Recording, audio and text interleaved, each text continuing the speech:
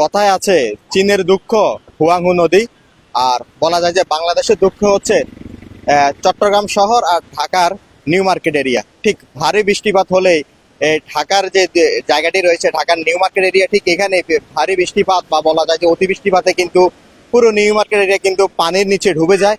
ঠিক আরেকটি শহর রয়েছে, সেটি হচ্ছে চট্টগ্রাম শহর।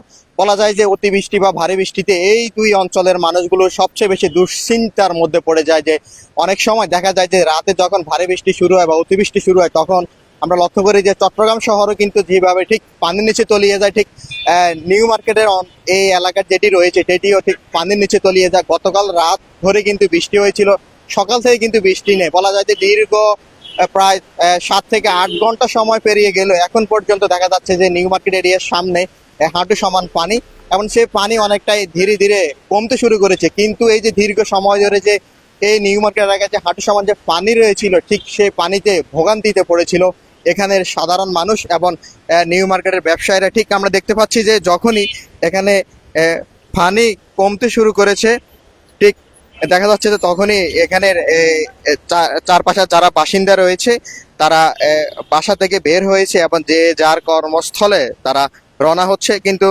সকাল থেকে আমরা লক্ষ্য করেছি যে পুরো এলাকা কিন্তু বলা যায় যে একরকম গরিবের কক্সবাজার হয়েছিল। ঠিক যখন বড় বড় যানবাহনগুলো যাচ্ছিল, ঠিক তখন দেখতে পাচ্ছিলাম যে আমরা পানির ঢেউ লক্ষ্য করছিলাম। ঠিক এখন বলা যায় যে এখন কিছুটা পানি কমতে শুরু করেছে, আর তখনই যানবাহনেরও চাপ বাড়তে শুরু করেছে।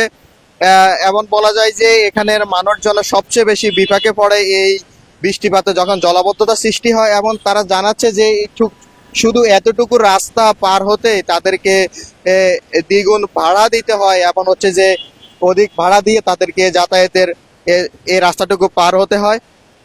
এবং নিউ মার্কেটে যারা ব্যবসায়ী রয়েছে তারা আমাদেরকে জানিয়েছে যে যখনই তারা দেখতে পায় যে রাতে বা বিশেষ করে রাতের সময় যখন দেখতে পায় যে ভারী বৃষ্টিপাত হচ্ছে, তখনই তারা একটা আতঙ্কের মধ্যে পড়ে যায়। অনেকে প্রস্তুতি নিতে শুরু করে তাদের দোকানপাটে যে আসবাবপত্র এবং জিনিসপত্রগুলো রয়েছে সেগুলো কিভাবে সরানো যায়, কিভাবে নিরাপদে রাখা যায়। অনেকে বলেছেন যে ভোর রাতে তারা এসেছেন দোকানে জিনিসপত্রগুলো সরাতে।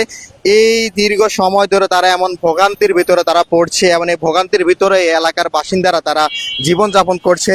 সবচেয়ে বেশি তারা জানিয়েছেন যে এই বর্ষার সময় তারা সবচেয়ে বেশি আতঙ্কে থাকতো এবং ভোগান্তির ভিতরে তাদেরকে থাকতে হয়। এবং অনেকে বলছেন যে এ যে ছোটকাল থেকে তারা দেখে আসছেন এমন ভারী বৃষ্টিপাত, এবং এই বৃষ্টিপাতে এই রাস্তা এবং পানিতে তলিয়ে যায়। তবে তারা জানিয়েছেন যে এই এখানে যারা বাসিন্দারা রয়েছেন এবং দোকানপাট কর্মচারী মালিক যারা রয়েছেন তারা বলছেন আসলে যে এই পানি নিষ্কাশন ব্যবস্থা সঠিকভাবে না থাকার কারণেই এই এই পানি ঠিক মতো সরছে না। এবং তারা রাষ্ট্রের যারা এই সিটি কর্পোরেশন যারা দায়িত্বে আছেন, দক্ষিণ সিটি কর্পোরেশনের দায়িত্বে আছেন, এবং তার সেই দায়িত্বে থাকা কর্মকর্তাদের প্রতি তারা অভিযোগ তুলেছেন। অন্যদিকে আমরা দেখতে পাচ্ছি যে সিটি কর্পোরেশনের যারা দায়িত্বে আছেন তারাও অভিযোগ করছেন যে মানুষ সচেতনতার অভাবের কারণে তারা যেখানে সেখানে ময়লা ফেলছে এবং বোতল ফেলছে, এবং জিনিসপত্র ফেলার কারণে সেই ড্রেনের যে মুখগুলো রয়েছে সেগুলোর ড্রেনের মুখগুলো বন্ধ হয়ে যায়, এবং সে বন্ধ হয়ে যাওয়ার কারণে পানি নিষ্কাশনের যে স্বাভাবিক ব্যবস্থা সেটি ব্যাহত হয়। ঠিক তারপরে জলাবদ্ধতার সৃষ্টি হয়। এই যে দেখতে পাচ্ছি যে দুই পক্ষের পাল্টাপাল্টি অভিযোগ, কিন্তু আসলে যে উত্তরের খুঁজছে মানুষ, সে উত্তরে যদি বাস্তবিক প্রয়োগ না হয়, এবং সেই বাস্তবিক প্রয়োগটি হচ্ছে যে পানি নিষ্কাশন ব্যবস্থা, এবং সেই পানি নিষ্কাশন ব্যবস্থা যদি সঠিকভাবে না হয় তাহলে দেখা যাচ্ছে যে ঠিক বরাবরের মতোই প্রত্যেকবারে বৃষ্টি হবে, এবং সেই সময় দেখা যাবে যে এভাবেই নিউ মার্কেট যে এরিয়াগুলো রয়েছে সেগুলো পানির নিচে তলিয়ে যাবে। এছাড়া আমরা ঢাকার অন্যান্য যেসব এলাকাগুলো রয়েছে, মিরপুর এরিয়া রয়েছে, এবং সেখানে আমরা দেখতে পেয়েছি যে সকাল থেকে কিন্তু জলাবদ্ধতা রয়েছে, এবং সেই জলাবদ্ধতা যতই সময় বাড়ছে ঠিক দেখা যাচ্ছে যে সেই জলাবদ্ধতার সময় জলাবদ্ধতা কিন্তু কমছে, ধীরে ধীরে কমছে। এবং সেই জলাবদ্ধতা কমার জন্য আমরা দেখতে পাচ্ছি যে সেই অধিক সময় লেগে যাচ্ছে, এবং সেক্ষেত্রে যে এই শহরে যে কর্মজীবনের যে ব্যস্ততা এবং যে স্বাভাবিক যে কর্মজীবন যে চলাফেরা সেটি অনেকটাই ব্যাঘাত ঘটছে।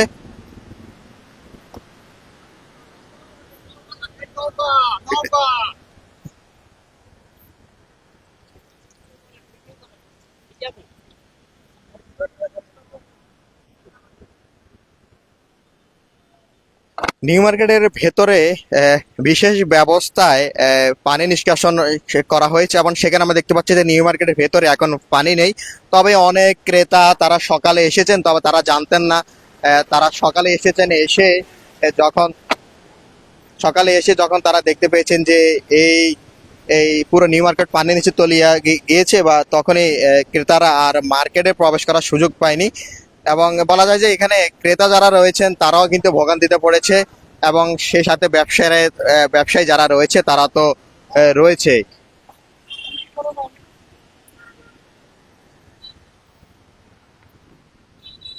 আমরা এতক্ষণ সরাসরি যুক্ত ছিলাম ঢাকার